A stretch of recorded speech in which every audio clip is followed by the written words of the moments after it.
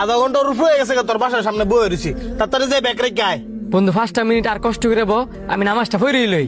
আরে বাবারে, নামাজ হয়ে গেছিস গা, তাড়াতাড়ি ব্যাগটা রেখে আয়। এক ওয়াক্ত নামাজ না বলে কিচ্ছুই তো না। এটা আবার তুই কেমন ধরনের কথা কস যে 1 ওয়াক্ত নামাজ না পড়লে কিছু হইতো না? আর আল্লাহ তো চাইলে 2 ওয়াক্ত নামাজও দিতে পারতো। 5 ওয়াক্ত নামাজ যেহেতু দিছে, নিশ্চয়ই এনে কোনো কারণ আছে। কারণ আছে? তাহলে তুই শোনা, যে তো তুই এত জ্ঞানী। তোর হাতে আঙ্গুল কয়টা? 5টা। এই 5টা আঙ্গুলেতে যদি 3টা আঙ্গুল না থাকতো, তুই কি 2টা আঙ্গুল দিয়া এই 5টা আঙ্গুলের কাজগুলো করতে পারতি? আরে এটা আবার তুই কেমন ধরনের কথা কস? 5 আঙ্গুল দিয়ে তো আমি কোনো জিনিস ধরতে গেলে খুব শক্ত করে ধরতাম, কিন্তু 2 আঙ্গুল দিয়ে তো এই শক্তিটা পাইতাম না।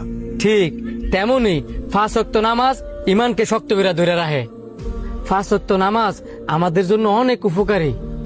ফজরের নামাজ পড়লে চেহারার মধ্যে একটা নূর আয়, জোহরের নামাজ পড়লে রিজিক বাড়ে, আসরের নামাজ পড়লে শরীর মজবুত হয়, মাগরিবের নামাজ পড়লে তোর সন্তানেরা তোর কথা শুনবো, এশারের নামাজ পড়ে ঘুমাইলে তুই শান্তিতে ঘুমাইতে পারবি, সারা রাত তোরে ফেরেশতারা পাহারা দিব। নামাজ হচ্ছে জান্নাতের চাবিকাঠি। এখন তোরাই চিন্তা করে দেখ 5 ওয়াক্ত নামাজ আমাদের জন্য কত গুরুত্বপূর্ণ।